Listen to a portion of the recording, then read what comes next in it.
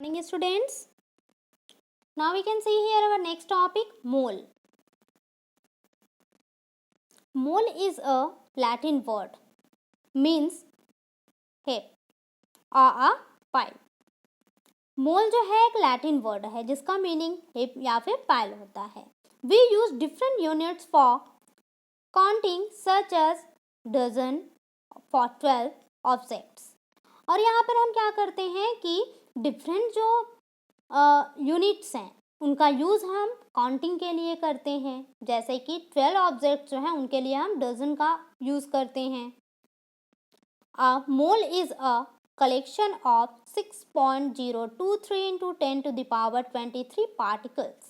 और जो मोल है एक मोल इट मीन्स इनमें जो है 6.023 into 10 to the power 23 particles एक मोल में प्रेजेंट होते हैं.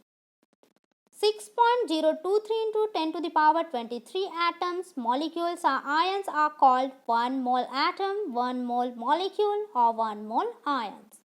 और इस तरह से बिकॉज एक मोल में इतने पार्टिकल्स प्रेजेंट होते हैं इट मीन्स इतने एटम्स, मॉलिक्यूल्स या फिर आयंस जो हैं उनको हम मोल के टर्म में अगर देखें तो 1 मोल atom, 1 mole molecules and 1 mole ions कहेंगे. तो इस तरह से हम देखते हैं कि हमारे डेली नीड्स में या डेली लाइफ में अगर हम देखें तो हम डिफरेंट टाइप के कुछ यूनिट्स होते हैं जिनका हम यूज़ करते हैं काउंटिंग के लिए. जैसे अगर 12 ऑब्जेक्ट या 12 चीज़ें अगर हमें ख़रीदनी है तो उसके लिए हम 1 डजन या दर्जन जो वर्ड है उसका हम यूज़ करते हैं. और सिमिलरली केमिस्ट्री में केमिकल पार्टिकल्स को काउंट करने के लिए एक यूनिट लिया गया है जिसे मोल कहा जाता है और ये एक लैटिन वर्ड है. और 1 मोल का मीनिंग होता है कि उसमें 6.023 into 10 to the power 23 particles present हैं.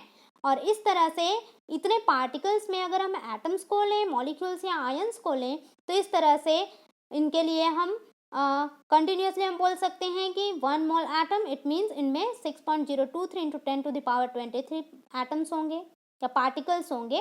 1 मोल मॉलिक्यूल्स में देखें तो इतने मोल जो है पार्टिकल्स होंगे और 1 मोल आयंस को देखें तो इतने उनमें आयंस होंगे. तो इस तरह से हम देखेंगे कि 6.023 into 10 to the power 23 particle is equal to 1 mole. और इस तरह से किसी भी एटम के लिए, मॉलिक्यूल के लिए या फिर आयन के लिए अगर हम मोल कॉन्सेप्ट को लेंगे तो किसी भी एटम हो, मॉलिक्यूल हो या आयन हो उसके लिए हम यही वैल्यू लेंगे कि 6.023 into 10 to the power 23 particles present होंगे, उनमें 1 मोल है तब. तो इस तरह से मोल एक काउंटिंग यूनिट है जिसका यूज़ जो पार्टिकल्स हैं उनके काउंटिंग में किया जाता है और एक्चुअल में इसकी वैल्यू क्या होती है 6.023 into 10 to the power 23 particles in per moles. Then next topic हम लर्न करेंगे empirical formula. Formula which shows the simple ratio of the atoms of various elements present in one molecule of the compound. Empirical formula क्या होता है? तो ये एक ऐसा formula है जो किसी कंपाउंड के एक मॉलिक्यूल के डिफरेंट जो एलिमेंट्स होते हैं उनमें प्रेजेंट जो एटम्स हैं उनमें सिंपल रेशियो को शो करता है. जैसे कोई भी कंपाउंड है उनमें इसमें बताया गया है कि 1 मॉलिक्यूल ऑफ द कंपाउंड, किसी कंपाउंड की किसी एक मॉलिक्यूल जो कि मॉलिक्यूल्स में प्रेजेंट जो डिफरेंट टाइप के एलिमेंट्स हैं उनके जो एटम्स हैं उनके सिंपल रेशियो को एम्पिरिकल फॉर्मूला शो करता है, रिप्रेजेंट करता है. For example the ratio of carbon and hydrogen in C6H6, ये बेंजीन है.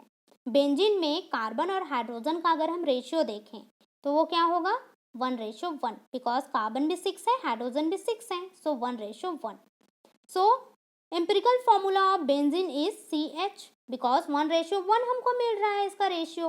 तो इसका empirical formula short term formula क्या हो जाएगा C और H, जिससे हम क्लियर हो जाएंगे कि यहाँ पर ये क्या है, ये बेंजीन का एम्पिरिकल फॉर्मूला हो जाएगा. बिकॉज इसमें हम क्या देखते हैं किसी एक कंपाउंड, जैसे ये कंपाउंड है उसके 1 मॉलिक्यूल, जैसे ये 1 मॉलिक्यूल्स है उनमें जो डिफरेंट एलिमेंट्स हैं जैसे कार्बन एंड हाइड्रोजन है उन एलिमेंट्स के जो एटम्स हैं इन एटम्स का सिंपल रेशियो रिप्रेजेंट किया जाता है with the help of this empirical formula. तो इस तरह से ये एम्पिरिकल फॉर्मूला बेंजीन का क्या हो जाएगा CH. जैसे सेकंड हम देखेंगे empirical formula of acetic acid CH3COOH, ये एसिटिक एसिड है। इसका अगर हम देखें तो ये क्या हो जाएगा CH2O, because molecular formula of acetic acid can be written as C2H4O2, because अगर हम एसिटिक एसिड के मॉलिक्यूलर फार्मूला की बात करें तो एसिटिक एसिड को in the form of molecular formula हम इस तरह से लिख सकते हैं C2, 1 2 कार्बन है तो C2, उसके बाद हाइड्रोजन है तो हाइड्रोजन कितने हैं 3 हाइड्रोजन यहाँ पर, 1 हाइड्रोजन यहाँ पर, सो 4 हाइड्रोजन, और ऑक्सीजन कितने हैं 2, तो O2। तो इस तरह से एसिटिक एसिड का पहला ये मॉलिक्यूलर फार्मूला हो गया। देन अब हम रेशियो निकालें इसमें कार्बन, हाइड्रोजन और ऑक्सीजन का, जिससे मिलकर के एसिटिक एसिड बना हुआ है, तो वह रेशियो क्या हो जाएगा इस तरह से 2:4:2, इस तरह से ये रेशियो मिल गया। Then divided each of these numbers by 2 to get ratio carbon, hydrogen, oxygen.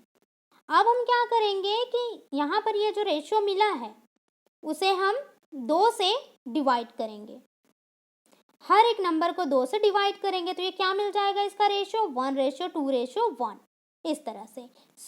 इस तरह से एसिटिक एसिड का एम्पिरिकल फॉर्मूला क्या हो जाएगा CH2O।